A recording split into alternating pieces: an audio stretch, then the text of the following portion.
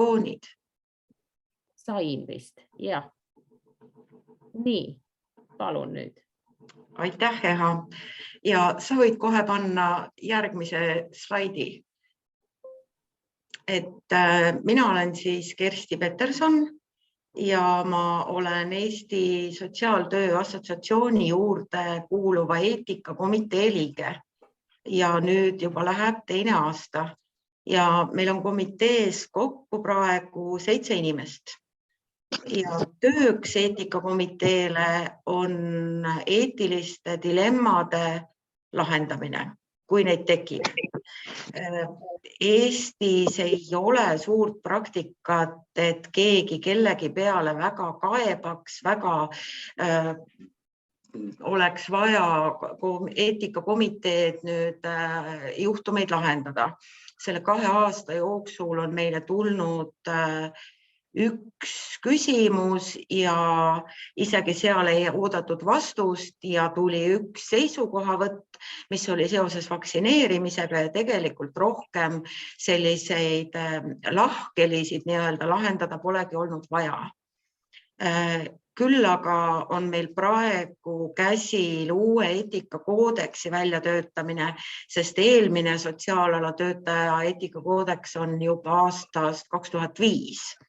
Nii et tagumine aeg oli seda ajakohastada, praegu koodeks on valmis ja läheb siis erinevatele ekspertidele kooskõlastusringile ja üsna pea, see on suve alguses, tuleb ta ka nii-öelda laiemale hulgale ja ESTA liikmetele ja sealt kaudu siis saab tegelikkuses ka igaüks arvamust avaldada. Ja täna siis räägin teile, mis see eetika on, mille jaoks seda vaja on ja hiljem ka annan põgusa ülevaate vabatahtlike eetika põhimõtetest, sotsiaalala eetikakoodeksist, et mis on võrreldes eelmisega täna teisiti ja peale ja vahepeal, kui teil on küsimusi, siis küsige kohe. Kutsun teid kaasa mõtlema, kaasa rääkima. Seal käivad need ingliskeele sõnad. Kas sa võiks mind panna oma grupi juurde veel? Nii, nüüd keegi meil siin räägib, ma kohe panen vaikseks, jah?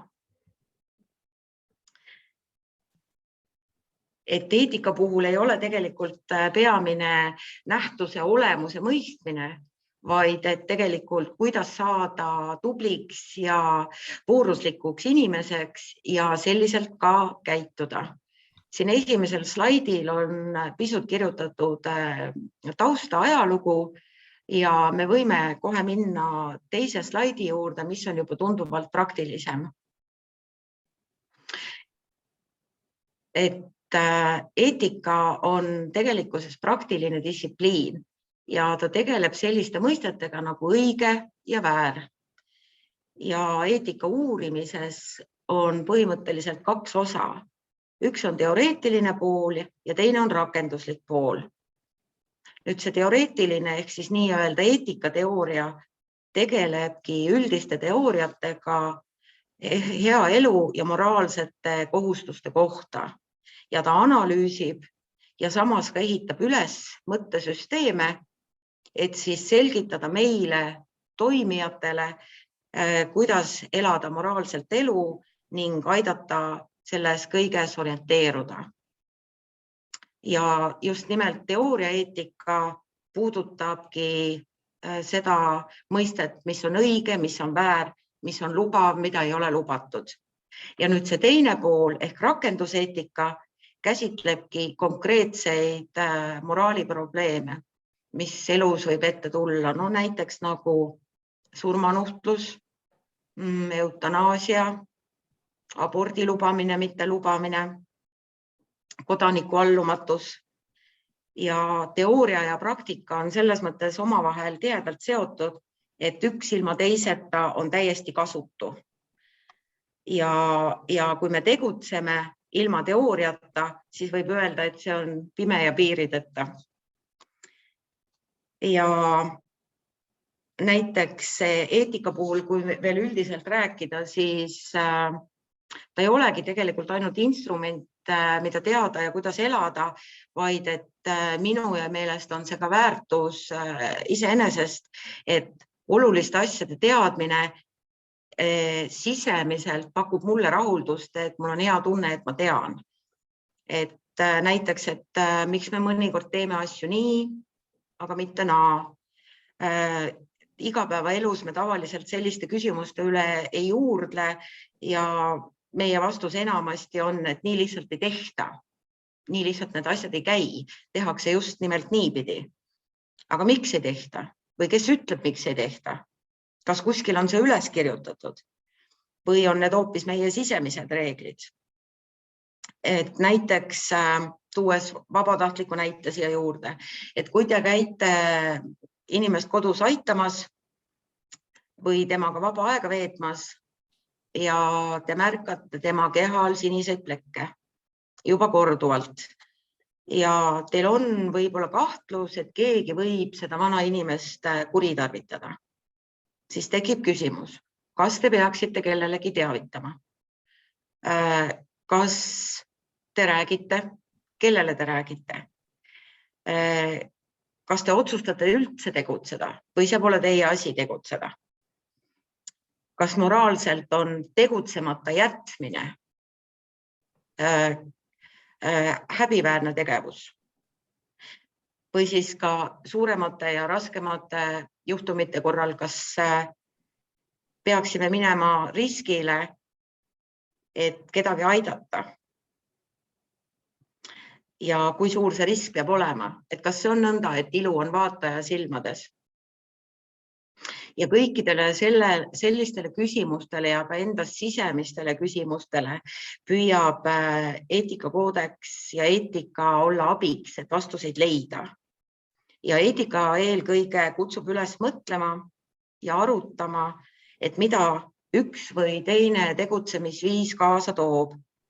Ja siinkohal ma kutsun teid ka üles, et kui teil tekib mõni mõte, mõni huvitav arutelu koht, et siis tõstke käsi või andke ehale vestlusaknas märku ja saame seda arutada. Et selle jaoks eetika ju tegelikult ongi. Kui sa nüüd pane teha järgmise slaidi, siis seal on kirjutatud, et miks seda eetikat siis päriselt vaja on. Et kui me grupis või rühmas käitume, siis kui meil on omad eetikanormid, siis me reageerime teatud asjadele sarnaselt. Ja see annab ühtlasi nii meile kui ka kliendile teatud turvatunde. Pannakse paika teatud normid suhtlemiseks, käitumiseks. Kas või see sama väga tavapärane näide, et kui meile pakutakse tassi teed ja pirukaid, et kas meil tekib küsimus, et kas see võtta vastu või mitte võtta vastu. Pirukad ja tee võib-olla solvaks pakkujad, kui me ei võta vastu. Samas on meil kindel norm, kui pakutakse midagi suuremat kui see pirukas, eks ole. Et kui reeglid on paigas, siis me nii-öelda individuaalselt ja meeskonnana sobitume alati hulka. Ehk et me käitume vastavalt sellele, millised on normid, mida meid oodatakse. Ja ka kliendid teavad juba ette kujutada, millised me oleme. See on ka hea viis näiteks hoida iseenda ja vabatahtlike mainet. Et vabatahtlikud on alati sellised, nad käituvad alati nii ja mitte naa. Ja teenuse saajad ja osutajad on võimalus eeldada, et sealt tuleb sarnane kvaliteet. Muidugi ei saa jääda nii-öelda ühe koha peale seisma, sest teenus ja käitumine aja jooksul muutub ja areneb ja kvaliteet ilmselgelt peab alati tõusma. Aga meile saab loota, sest me ei tee kurja. Ja sarnasel käitumisel ja rääkimisel on oluline roll ka ennetuses. Et kui me ei anna ise põhjust kahtlusteks, siis suure tõenäosusega meid ei hakata ka kahtlustama ja ei teki ebamugavaid olukordi. Näiteks kas või see, et me teame hoiduda, et me ei jää kunagi kliendi juurde üksinda mõnda tema tuppa või ruumi või kohta, et vältida seda süüdistust, et midagi on kadunud, näe siin võõras inimene käis, eks ole. Ja samas võib ka ühe inimese mingi ebaeetiline tegu kahjustada kogu grupi mainet. Et võib-olla teil on mingeid mõtteid, kus on olnud ühtepidi või teistpidi, millega te olete oma praktikas kokku puutunud, siis olge julged meelt avaldama.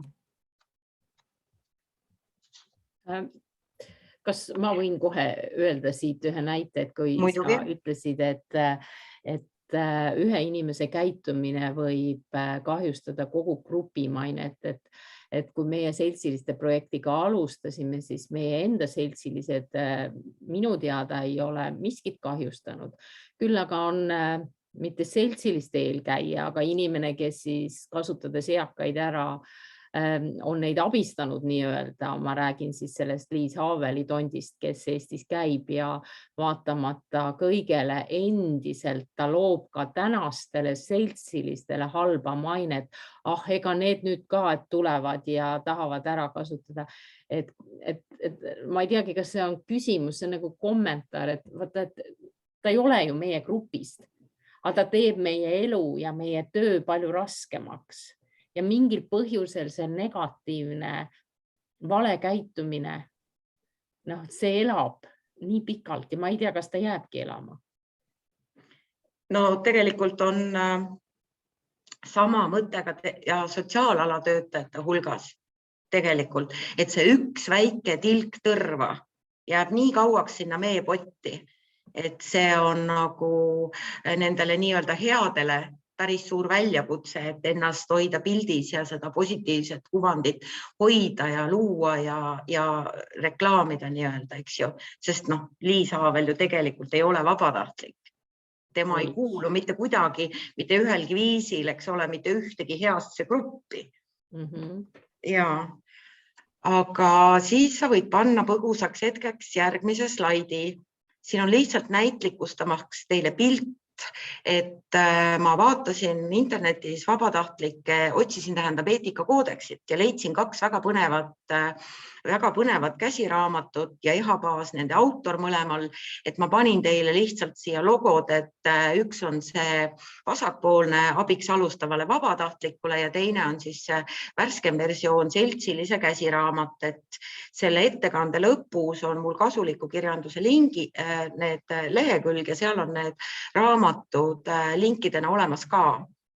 Aga järgmisel slaidil ma tõin siis välja sealt alustavale vabatahtlikule, see on sealt lehekülg 8, tegelikult on need identsed, need 2 järgmist slaidi mõlemas käsiraamatus, et millele siis peab üks vabatahtlik aitamisel tuginema või võiks juhinduda. Ja ma saan aru, et EHA räägib teile pärast lähemalt sellest vabatahtliku eetika punktidest, et ma tahtsin teile lihtsalt näidata, et teil tegelikult on olemas, kas ta nimetagem teda koodeksiks või nimekirjaks, sellel ei olegi tegelikult tähtsust, aga kõik oluline on nendes öelda. Ja siin ma mõtlen, et siin on kirjutatud, eks ole, et millele tuleks mõelda, kui te siis aitama lähete. Aga just nimelt, et tulles tagasi eelmise jutu juurde, et mida siis kõige rohkem, eks ole, üldsus, lähedased, võib-olla ka inimesed, keda aidatakse, mida siis tegelikult kõige rohkem kardetakse. Ja millest meedia, mida armastab, eks ole. Just nimelt see sama, et nüüd läheb sinna ja nüüd petab varanduse välja. Ja et kahjuks selliseid näiteid on. Ja siin on nagu mõttekohad, et kuidas siis oma töös või tegevuses neid riske maandada, mida ma ise saan selleks teha, et ise ennast kaitsta.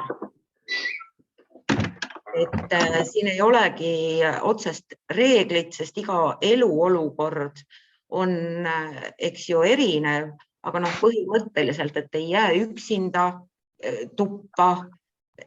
Ja kui on midagi kadunud, püüate üles leida, annate lähedasele teada, et kuulge, teie emal, isal, tädil, onul on see ja see asi kadunud, otsisime koos, et nagu ennetada seda. On teil võib-olla veel mõni kogemus endal aitajana? Kas keegi on märku andnud? Ma vaatan, et siia chati on küll tulnud.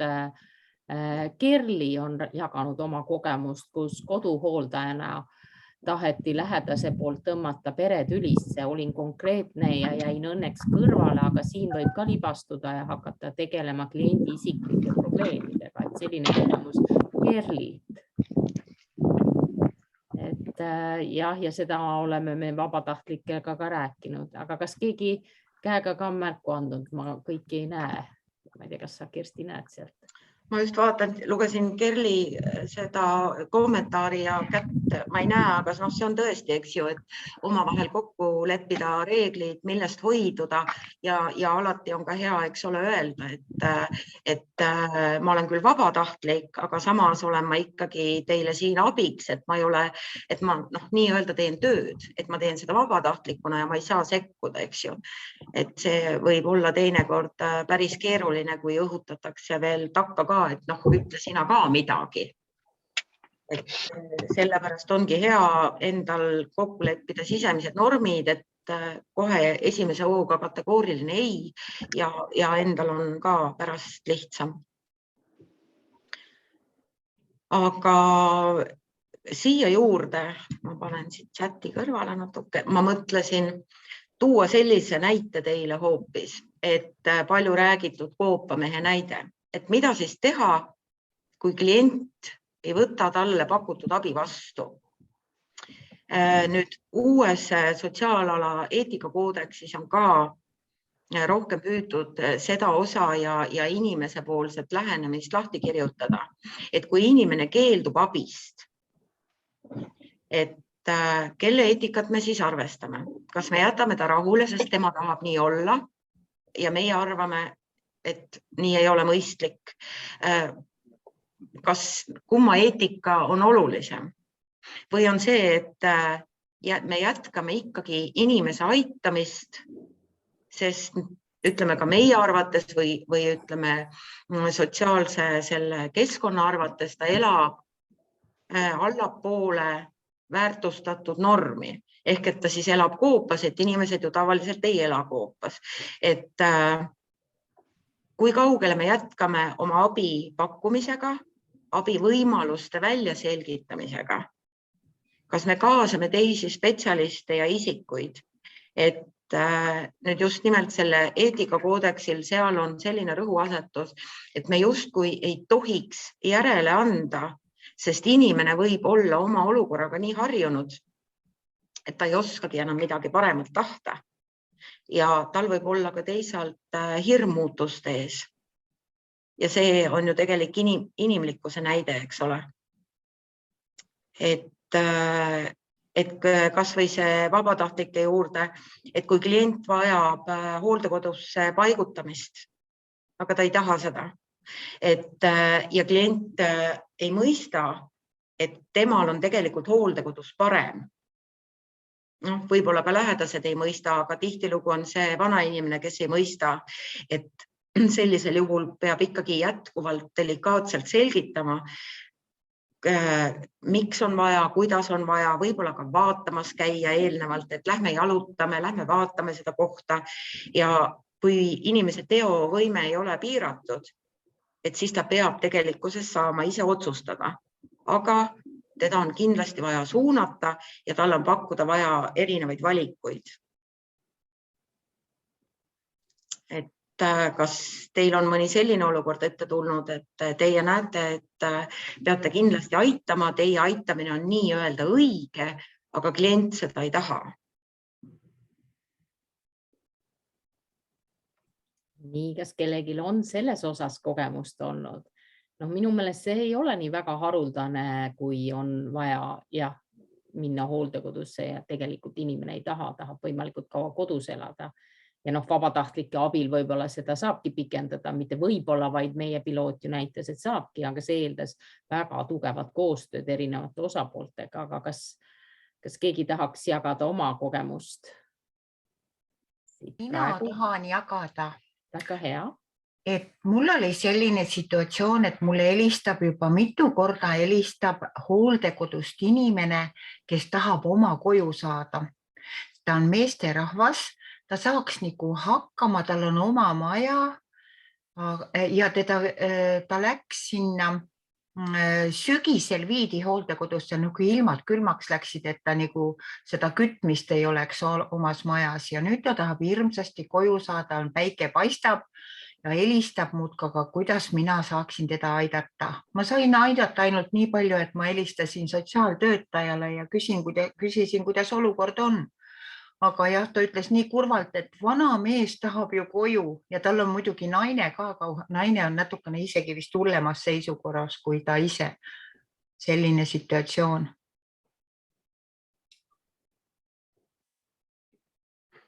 Ma jäin praegu mõtlema, väga kole lugu tegelikult, et meil ei ole sellist hooldekodudes nagu hooajalisust.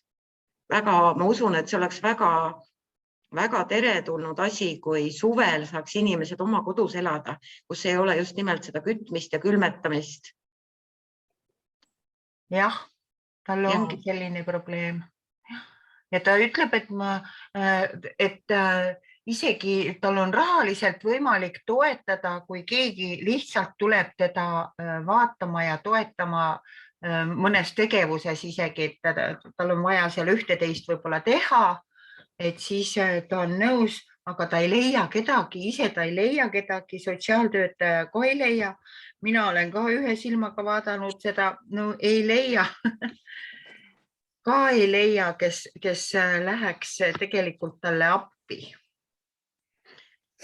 No ma julgustaksin ikkagi sotsiaaltöötajat veel natukene tagant pitsitamast, et tegelikult on ju koduteenus kohalikul omavalitsusel olemas ja nad peavad seda pakkuma. Küsimus on selles, et kas siis inimene maksab topelt, et hoolekandeasutuses see koht nii-öelda käest ära ei lähe.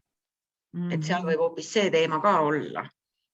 Kui ta suudab maksta ju 2 kohta, aga võib-olla hoolekandeasutus tuleb vastu, et kui ta seal ei ela, et siis ta ei pea ka maksma.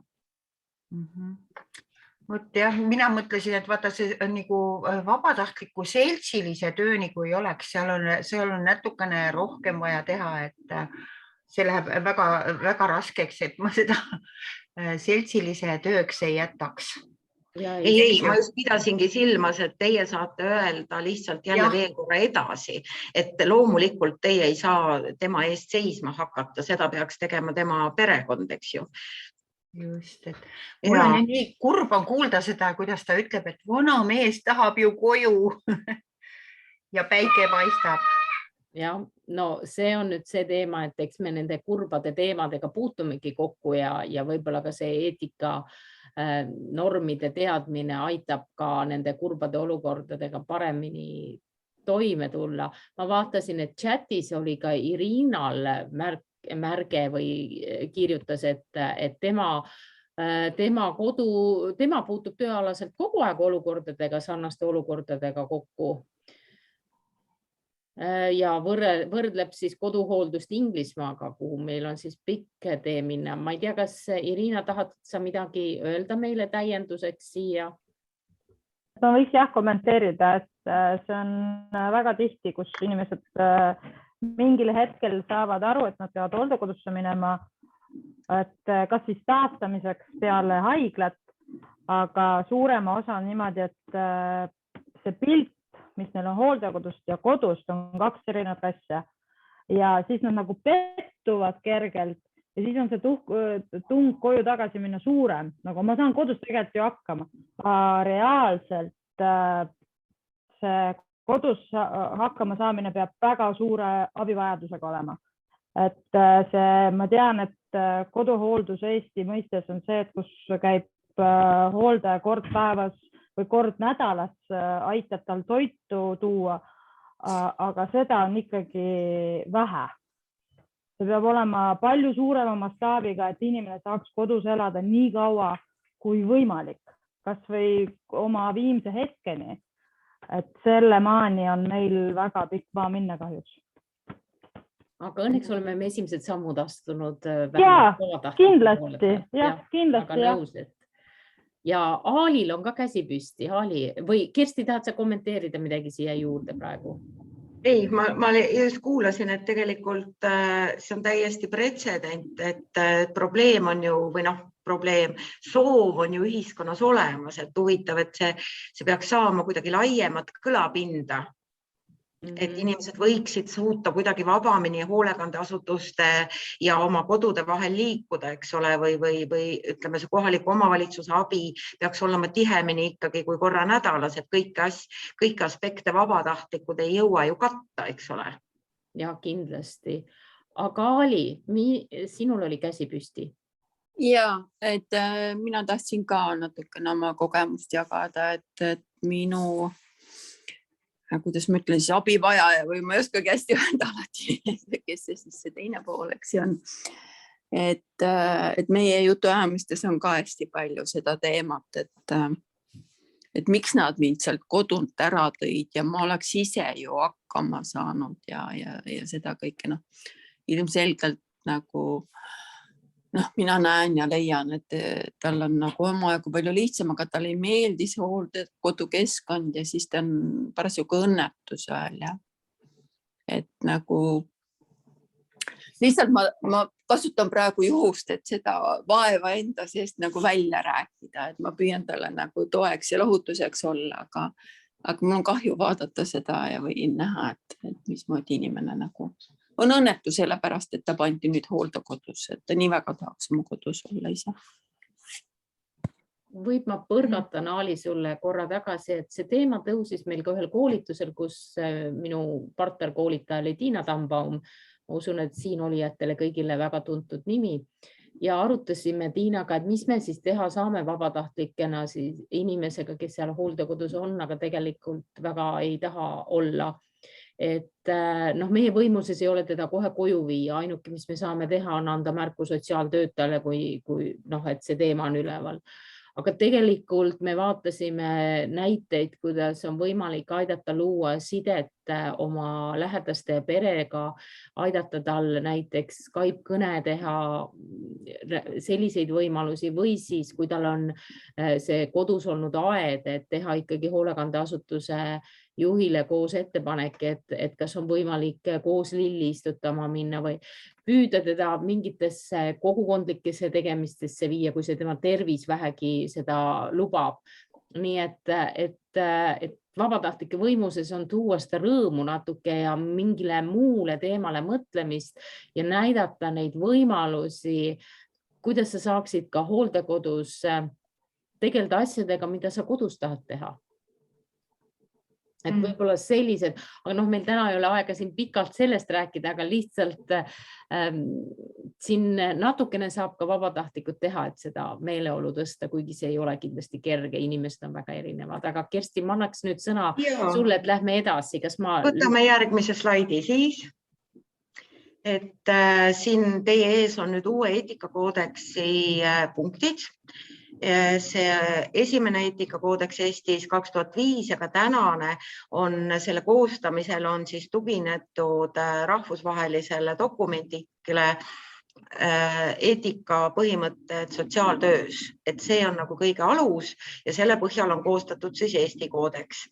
Ja kui vanas koodeksis ta keskendus peamiselt nii-öelda professiooni usaldusväärsuse loomisele ja nendele seonduvatele teemadele, siis nüüd see uus eetikakoodeks, me püüame seda kirjutada esiteks lihtsamas keeles, vältida kantseliiti ja lähtuda inimesest, nii aitajast endast kui ka sellest, keda aidatakse. Ja tulles Aali mure jagamise juurde tagasi, siis oluline on ka inimese siis aitaja iseenda isiklik eetika, kui eetiline on endale kurja teha. Ka selle peale tasub mõelda, et te aitate, olete empaatilised, annate parima, aga te ei tohi ise seal juures katki minna. Ka see on ebaeetiline, kui nii-öelda lahterdada tohib, eks ju. Et te annate endast kõik ära ja lõpuks teie kruus on tühi ja seal ei ole enam midagi valada. see ei käi ka justkui kokku, eks ju, aga selleks on vaja julgust ja selleks on vaja ühtepidi ka tuge ja kui nii saab öelda, ka natuke reeglistiku tuge, et ma tohin seda teha, et ma tohin ennast hoida ja see on see aspekt, mida me täna oleme pannud sellesse eetikakoodeksisse sisse, et aitaja peab ja on okei, kui aitaja ise ennast hoiab ja oma kolleegi hoiab. Et ma siin selles mõttes pikemalt ei peatu, et eetikakoodeksitele tulevad eetika piirkondadega, ESTA piirkondadega, neid on 6 piirkonda üle Eesti, alates sügisest järgmise kevadeni tutvustavad seminarid ja Eesti Sotsiaaltöö Assotsiatsioon, nende veebiaadress on mitte ESTA, vaid ESVA 2 V-ga. Seal allpool on mul link ka viimasel lehel, et te võite sealt jälgida, et kindlasti sinna tulevad üles ja ma kutsun teid ka osalema, sest see ei toimu ka tüüpilise loengu vormis, vaid me teeme töötubasid ja praktilisi arutelusid, et kuidas just uue eetikakoodeksi valguses teatud olukordades käituda või lahendusi leida. Ja ma saan aru, et teil tuleb kohe rühmatöö ja siin ma koostasin mõned mõtted, mida te võiksite rühma arutellu kaasa võtta. Ja sa võid panna korraks viimase slaidi ja siis selle eelmise tagasi tuua, et ma korra lihtsalt näitan, et siin on selle ESTA veebialased lehed ja sinna ESTA lehele ma olen kokku koondanud eetikaalased publikatsioonid, mis on ilmunud ja see nagu täieneb see lehekülg pidevalt, et sealt on hea vaadata, kui teid juhtumisi teema rohkem huvitab ja samamoodi eetika.ee leht. Ja siis 2 viimast on need, mis on EHA olnud abiks koostamisel, kus on siis vabatahtlikule olulist infot kirjas. Et ma nüüd korra küsin, EHA, mismoodi sa oled mõelnud, et ma saan aru, et tuleb rühmatöö, kas ma saan kuidagi kaasa lüüa või ootame siin? Sa saad kindlasti kaasa lüüa, et kui me nüüd siin ettekandega lõpetame, siis ma jagan teid 4 tuppa kõiki ja Kersti, sinu otsustada on, kas sa satud ühte tuppa, sa võid tagasi tulla siia pearuumi või siis jääda neid kuulama ja oma mõtteid jagama, et iga rühm saab 3 juhtumit, mida nad peaks arutama ja pärast siis tuleme siia ühisele ringile ja jagame siis, milliseid kitsaskohti nähti ja milliseid lahendusi välja pakutakse siis käitumiseks vabatahtliku seisukohalt. Et selles ühises arutelus kuulates, milliste tulemusteni jõuti, ma arvan, sinu kommentaarid on kindlasti väärtuslikud. Et selliselt on kavandatud, aga kas sa kommenteerid ennem veel siin seda? Ma ei kommenteeri ja ütlen, et olen nõus. Aha. Nii, nüüd enne kui me läheme töötubadesse, ma küsin, kas on kellelgi täiendavaid kommentaare? Küsimusi, et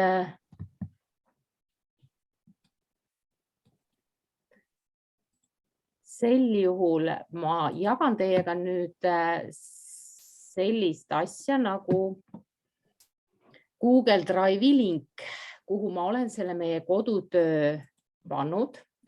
Ja ma panen siia chatti teile selle lingi, nii et kui te sellele lingile nüüd vajutate, siis peaksite te saama kõik kenasti Google Drive'i, sest enne kui ma teid gruppidesse jagan, ma räägin teile ikka töö ära. Ja see Google Drive'i link on siis, näete siin kohe selline. Eetilised dilemmad vabatahtlikus töös. Ja arutelurühmades ma palun teil siis oma ruuminumbri järgi, et igaüks saab kutse kohe, kui ma teid jagama hakkan, kas ruum 1, ruum 2, ruum 3 või ruum 4. Näete, siit on ka lihtne kohe valida siis oma ruum ja iga ruumi all on siis need juhtumid ja palun teil ühiselt need juhtumid läbi arutada. arutada just, et kus te näete, et nendes juhtumites tekivad probleemid teile kui vabatahtlikule ja ka abivajaja seisukohalt ja millised need lahendused siis on, just need eetilised lahendused, kuidas te käituksite nii, et pärast endal on hea olla ja te ei osutu selleks tõrvatilgaks selles meepotis. Kui te hakkate arutama, siis enne arutelu leppige ka omavahel kokku, kes teist märkmeid teeb ja hiljem siis ühisringis selle tulemuse esitab. Märkmeid ei pea tegema selles mõttes kuhugi arvutisse, võib ka käsitsi paberi ääre peale või kuidas ise tahate, leppige kokku. Ja suures rühmas siis palun teile tuua lauale olulisemad mõtted, mis teil seal arutelus tuli nende kitsaskohtadest kui ka lahendustest. Kas see on enam-vähem arusaadav ja kui te arutate, siis ma loodan, et teil on meeles Kersti mõtted, millest siin juttu oli. Omalt poolt ütlen teile kaasa veel selle, et kui te ei tea, kuidas korraldada ja teha, siis mõelge, mis siis, kui see teie käitumine on järgmise päeva Eesti suurima päevalehe esikaane lugu. Kas teil on uhke tunne seda lugeda või siis mitte? See on üks selline lõbus harjutus, mida võib ka, kui oled omadega täitsa sassis ja ei tea, kas teha nii või teha naa. Nii, ma lõpetan praegu selle share'imise siit ära. Kas kõik said selle Drive'i lingile ligi nii-öelda ja need, kes on grupis, teil piisab, kui grupis nüüd peab siis vaatama, kui te nüüd satute, te olete ju ühe lingi all, siis ei ole probleemi. Siis te oletegi seal ja saate koos. Nii, tundub, et kõik said. Nüüd pannakse proovile hea digioskused. Nii, breakout rooms. Ja ma vaatan kella, et ma annan teile selleks aruteluks 10-15 minutit. Ma annan teile 15 minutit, siis te saate ikkagi arutada ja siis me jõuame tagasi tulles iga grupi sellist väikest kokkuvõtet ka kuulata või piisab teil 10, ei piisa 10 minutist, te tahate ikka rääkida ka. Nii. Ma korra vaatasin, et ma saan isegi siit jagada, ma ei tea, kas sa oled saatnud laiali, aga ma saaks oma PowerPointi vist siia panna, kui keegi tahab. Ma saan need saata kõigile. Ei, ma mõtlen praegu rühmatööl, et sa korra ütlesid, et kas on meeles, mitte et see oleks oluline. Las nad arutavad ja vaatame siis kuidas on ja pärast igal juhul kõik saavad. Nii. Kas sinna ruumi oleks pidanud juba vajutama kuskile, sest praegu enam seda näha ei ole? Ei, nüüd alles tuleb. Nüüd ma avan Open All Rooms ja palun siis, kui teile tuleb nüüd ette see kiri, et ühine join room 1 või room 2, vabandust, room 1, room 2, room 3, room 4, siis vajutage vastavalt sellele, mis teil tuleb, et yes, ja siis te oletegi kenasti seal. Nii, praegu peaks olema teil siis ette tulnud need ruumid.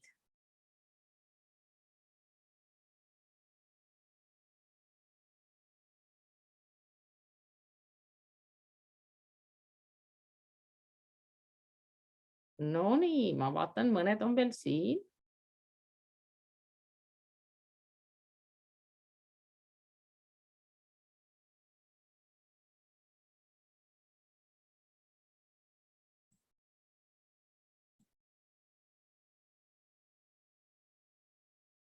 Ene, admin, Hasan, kes meil siin Haasani ja Keelali all on, et admini ja Enet ma tean, Ene sa meelega ei läinud praegu, jah?